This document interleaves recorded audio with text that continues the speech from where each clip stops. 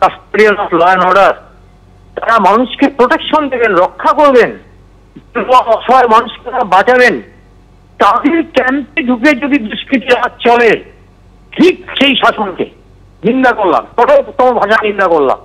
এবং ওখানকার এসপি, ওখানকার ডিআইজি, ওখানকার আইজি এখনো কটা অ্যারেস্ট হয়েছে? এখনো কেন ওই মূল অপরাধীকে শনাক্ত করা যায়নি?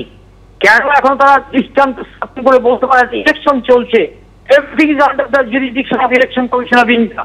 এখানে এই সাহস কি করে পায়? এত কেন্দ্রীয় বাহিনী ছুটছে, এত ছুটছে, হচ্ছে আইওয়া কিচ্ছু হচ্ছে না। আসলে সন্দেশখালীতেই আছে, পেছন থেকে রিমোট কন্ট্রোলে তারা চালাচ্ছে। এবং এটা আমাদের দুর্ভাগ্য যে রুল অফ ল নেই, ইলেকশন কমিশনের আন্ডারেও নেই, কোন জায়গাতেই নেই। নয়তো এইভাবে ক্যাম্পে ঢোকে পুলিশকে কখনো মারতে পারে না। এবং এর বিরুদ্ধে যদি পুলিশ সমাজ সঠিক অ্যাকশন না নেয়, ডিউ লিগাল প্রসেসটা ইমিডিয়েটলি অ্যাডপ্ট করে দৃষ্টান্তমূলক শাস্তি যদি তাদের ব্যবস্থা না করে, তারা কিন্তু এই জঙ্গল রাজ আগামী দিনে ঠেকাতে পারবেন না। বোধ করি সেই দিন যেন আমাদের দেখতে না হয়। কোন রাজ্যে যদি আইনের শাসন থাকে, সেখানে গুন্ডা বদমাইশদের শায়েস্তা করার কাজ পুলিশের। আর সন্দেশখালীতে, শুধু সন্দেশখালী নয়, পশ্চিমবঙ্গের এমন আরো অনেক সন্দেশখালী আছে যেখানে তৃণমূল পোষিত গুন্ডারা, দুষ্কৃতীরা, তারা থানা পরিচালনা করে। শেখ শাহজাহানকে পুলিশের হেফাজত থেকে নিয়ে নেওয়া, তার ভবিষ্যৎ দেখার পরেতে কিছু মানুষ সন্দেশখালীর যারা গা ঢাকা দিয়েছে, কিন্তু এখনো কিছু মানুষ মনে করছে তাই পুরনো অভ্যাসই চালিয়ে যাবে। এবং নিচুতলার পুলিশ কর্মীরা তৃণমূলীদের অত্যাচার, তৃণমূলীদের দাদাগিরিতে তিতে বিরক্ত, কিন্তু উপরতলার কিছু লোকজনের জন্য তারা তা পারছে না। কিন্তু এবার দেখবেন যে ধীরে ধীরে সেই ব্যবস্থা বদলাচ্ছে।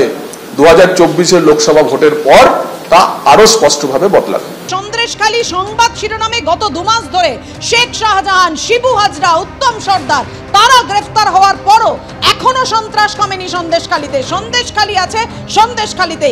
এই কথা কেন বলছি? কারণ গতকাল যেভাবে হামলা হলো, ক্যাম্পের ভেতর ঢুকে পুলিশের ওপর হামলা, পুলিশকে মারা হলো, একেবারে গুরুতর আহত অবস্থায় এই মুহূর্তে হাসপাতালে চিকিৎসা চলছে।